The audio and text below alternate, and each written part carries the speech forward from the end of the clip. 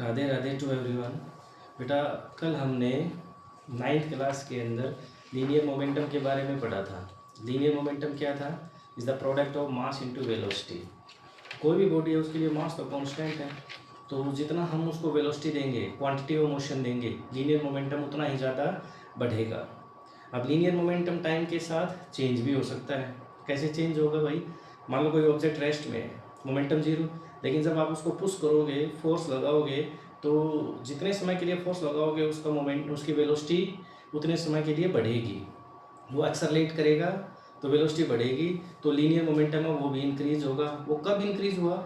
आपने फोर्स लगाया। मतलब जितना ज़्यादा ऑब्जेक्ट के ऊपर आप फोर्स लगाओगे उतना ज़्यादा लीनियर मोमेंटम टाइम के साथ चेंज होगा। ठीक है, तो यही Newton second law of motion बन जाता है। मान लो कोई कार है, रेस्ट में है, आप उसके ऊपर फोर्स अप्लाई करो और फोर्स जो अप्लाई करोगे उसकी वेलोसिटी बढ़ेगी। तो यानी मोमेंटम टाइम के साथ चेंज हुआ उस कार का। कब? जब आपने उसके ऊपर फोर्स एक्सर्ट किया।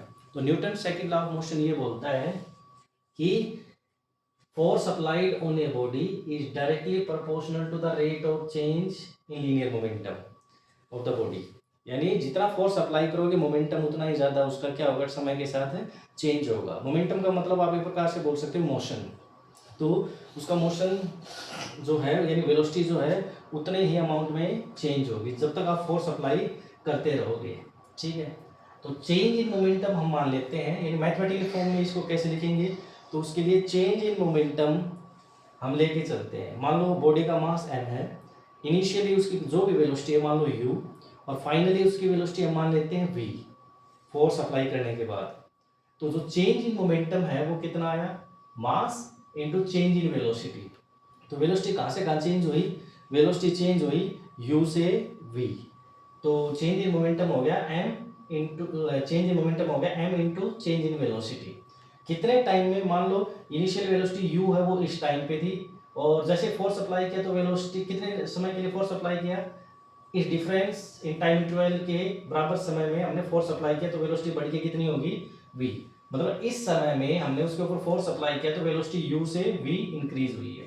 तो अकॉर्डिंग टू द स्टेटमेंट, जो फोर्स बॉडी के ऊपर हम अप्लाई करेंगे ना, जितना फोर्स अप्लाई करेंगे मोमेंटम उतना ही टाइम के साथ चेंज होगा। यानी change in momentum in a given interval of time directly proportional to force.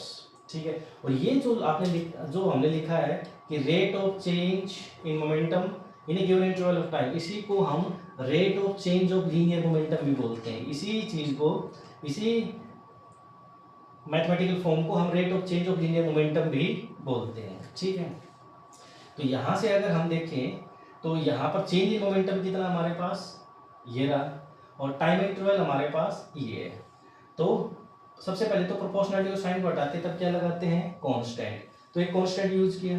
ठीक है, और आपको पता है कि change in velocity in given interval of time, change in velocity in given interval of time तो क्या बनती है बेटा? एक्सेलरेशन। यानी चेंज इन वेलोसिटी को आप dv से रिप्रेजेंट करोगे और गिवन इंटरवल ऑफ टाइम जो आपको मिला उसको dt से रिप्रेजेंट करोगे। तो change in velocity in given interval of time gives us the acceleration of the body which is produced after when we apply the force on the body। तो इसको आप a लिख सकते हो। ठीक है भाई, तो मैथमेटिकल फॉर्म हमें क्या मिली है? Newton second law of motion के F इक्वल्स टू kma। ठीक है भाई, यहाँ पर F, M और A की यूनिट इस प्रकार से लेते हैं कि K की वैल्यू हमेशा आप लोगों को यूनिटी मिलेगी, यानी 1 मिलेगी बेटा। तो यहाँ से कभी भी अगर न्यूमेरिकल्स के अंदर एक्सेलरेशन निकालनी हो तो is the ratio of force applied on the to the mass of the body on which force is applied, यानी A equals to F by M के बराबर आपको मिलेगा। नेक्स्ट, फोर्स है वेक्टर क्वांटिटी है बेटा, आप सभी को पता है। वेक्टर क्वांटिटी क्या होती है? जिसमें मैग्नीट्यूड और डायरेक्शन दोनों हो, और फोर्स की जो एसआई यूनिट होती है, अब मेजर तो करते हैं तो एसआई यूनिट हम फोर्स की लेके चलते हैं न्यूटन, और इसकी सीजीएस सिस्टम के अंदर जो यूनिट होती है वो होती है डाइन। तो अब थोड़ा सा इनके बारे में डिस्कस कर लेते हैं। तो फोर्स हमें पता है कि मास इनटू एक्सेलरेशन के बराबर है, अभी हमने पढ़ा है। तो फोर्स 1 न्यूटन कब होगा? जब बॉडी के ऊपर मास 1 किलोग्राम अप्लाई, सॉरी कोई बॉडी जिसका मास 1 किलोग्राम है और उसके ऊपर जो फोर्स अप्लाई करें उससे उसके अंदर acceleration 1 metre per second square produce हो जाए, तो हम कहेंगे कि उस बॉडी के ऊपर हमने कितना फोर्स अप्लाई किया है?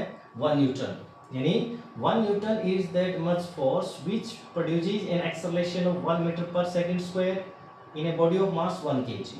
ओके, नेक्स्ट डाइंग के बारे में थोड़ा डिस्कस कर लेते हैं कि किसी बॉडी के ऊपर वन डाइंग फोर्स हम कब लगाएंगे।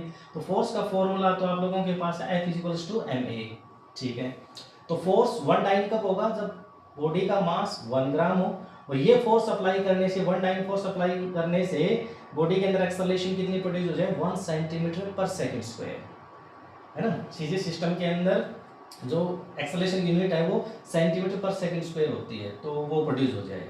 यानी 1 डाइन वो फोर्स है जो 1 ग्राम मास के ऑब्जेक्ट के ऊपर अप्लाई करने से उसके अंदर इतनी एक्सेलरेशन प्रोड्यूस करता है, तो हम बोलते हैं कि उसके ऊपर 1 डाइन ऑफ फोर्स एक्ट कर रहा है बेटा। होपफुली आप लोगों को ये चीज़ें क्लियर हुई होंगी। Thanks and have a nice day.